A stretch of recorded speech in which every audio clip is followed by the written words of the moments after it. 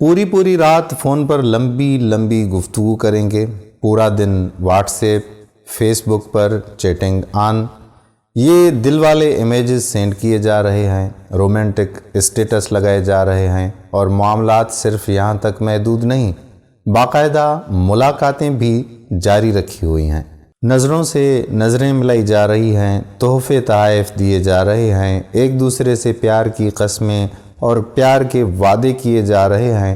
میں تمہارے بغیر نہیں جی سکتا، میں تمہارے بغیر رہ نہیں سکتی، تم میری سانسیں ہو، میرا سب کچھ ہو، تم سے ہی میری زندگی ہے۔ اور پھر کچھ وقت کے بعد نتیجہ کچھ ایسا نکلتا ہے کہ پپا نے میری شادی کہیں اور طے کر دی ہے۔ اب لڑکے کے پاؤں سے زمین نکل جاتی ہے، آنکھوں کے سامنے اندھیرا آ جاتا ہے، اسے لڑکی کے الفاظ پر یقین نہیں آتا کہ یہ وہی لڑکی ہے جو کل تک کہتی تھی کہ میں آپ کے بغیر مر جاؤں گی، اور کہیں لڑکا لڑکی سے یہ کہتا ہوا پایا جاتا ہے کہ میرے ابو رشتے کے لیے نہیں مان رہے ہیں، اور پھر لڑکی کے اوپر کیا ہوتا ہے کہ غم کے پہاڑ ٹوٹ پڑتے ہیں، اسے اپنی ساری زندگی تباہ اور برباد ہوتے ہوئے نظر آتی ہے کہ جس شخص کو میں نے اپنا تن من سونپ دیا، جس شخص کے لیے اپنی عزت اپنی آبرو کی فکر بھی نہ کی، جس شخص کے لیے اپنے والدین کو ناراض کیا، جس شخص کے ساتھ ساتھ جینے مرنے کی قسمیں کھائیں، آج وہ ایک لمحے میں مجھے چھوڑ گیا۔ ایسے کیسز سے ہمارا یہ پورا معاشرہ بھرا پڑا ہے۔ ہر دوسرے گھر میں روڈ کے عاشق بیٹھے ہوئے ہیں، میں فلاں سے محبت کرتا ہوں، میں فلاں سے پیار کرتی ہوں، اور جب ان کی محبت ان کا عشق ناکام ہو جاتا ہے تو کچھ وقت تک دیوداس بنے گھومتے پھرتے ہیں کہ فلاں نے مجھے دھوکہ دے دیا، فلاں نے میرے ساتھ غلط کر دیا، فلاں نے میری زندگی خراب کر دی، فلاں نے میری عزت خراب کر دی۔ یہ سب مرد ایک جیسے ہوتے ہیں، یہ عورتیں ایک جیسی ہوتی ہیں، عورت میں کبھی وفا نہیں ملے گی، یہ چند مخصوص جملے ہر ناکام عاشق کی زبان پر ہوا کرتے ہیں۔ اتنا ہی نہیں، ساتھ ہی ساتھ یہ لوگ نصیب کو بھی بالکل نہیں بخشتے، نصیب کو بھی کوسنا شروع کر دیتے ہیں، اور بعض لوگ تو شرکیہ شاعری پر بھی اتر آتے ہیں، سامنے والے کے سامنے خود کو مظلوم اور دکھی ثابت کرتے ہیں۔ بندہ پوچھے کہ تمہیں کہا کس نے تھا کہ اس کے اندر گھسو؟ کس نے کہا تھا فون پر اتنی لمبی لمبی کچہریاں لگاؤ؟ کس نے کہا تھا پیار کی قسمیں کھاؤ، وعدے کرو؟ کس نے کہا تھا ملاقاتیں کرو؟ کیا قرآن کریم نے ان غلیظ حرکات پر وعیدیں نہیں سنائیں؟ کیا قرآن نے ان غلط اعمالوں سے روکا نہیں ہے؟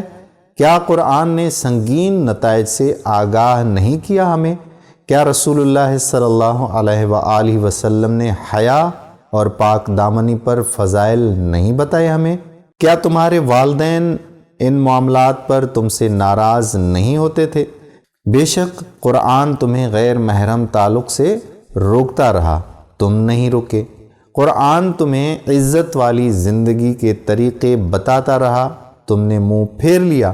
قرآن نے تمہیں حیا والی زندگی کے فضائل بتائے، تم نے پسے پشت ڈال دیے۔ رسول اللہ صلی اللہ علیہ وآلہ وسلم نے فرمان سنائے، تم نے نہیں سنے۔ والدین چیخ چیخ کر ہلکان ہو گئے، تم نے ایک بھی نہ مانی۔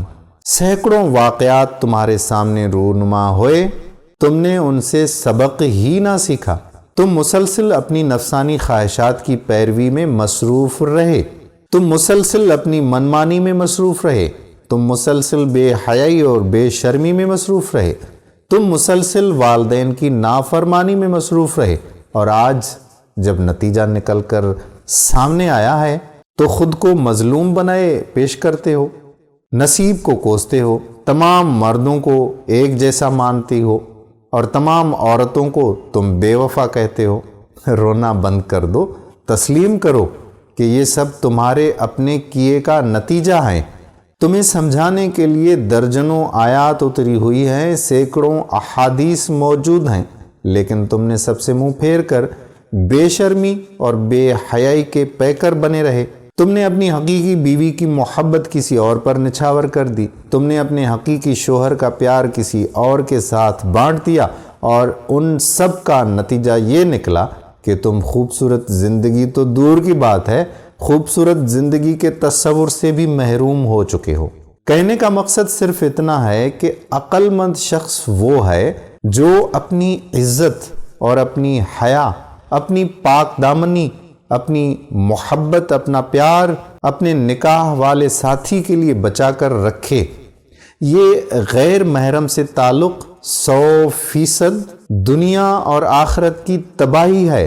اگر عاشق شادی میں کامیاب ہو بھی جاتے ہیں تو شادی کے بعد بھی کئی مسائل کا انہیں سامنا کرنا پڑتا ہے۔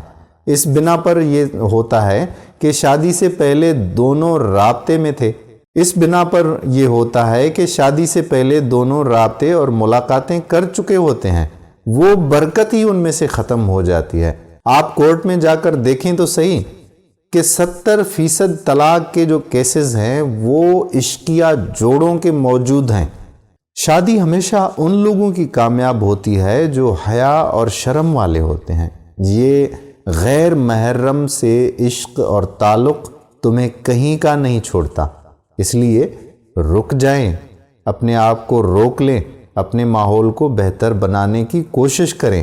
ہر قدم سوچ سمجھ کر اٹھانا بے حد ضروری ہے، ورنہ کل ہماری پوری کی پوری نسل ایمان کو ضائع کر لے گی اور اس کے ذمہ دار آپ خود ہوں گے، اور اس کا حساب اور اس کا جواب قیامت کے دن آپ کو خود دینا پڑے گا۔ اگر میری باتیں کسی پر بھی ناگوار گزری ہوں تو میں معذرت چاہتا ہوں، لیکن کچھ سچی باتیں تھیں جو کہنا ضروری تھیں۔ آنے والی ویڈیو تک آپ کا میزبان قادر کلہوڑو آپ سے اجازت چاہتا ہے۔ اللہ حافظ۔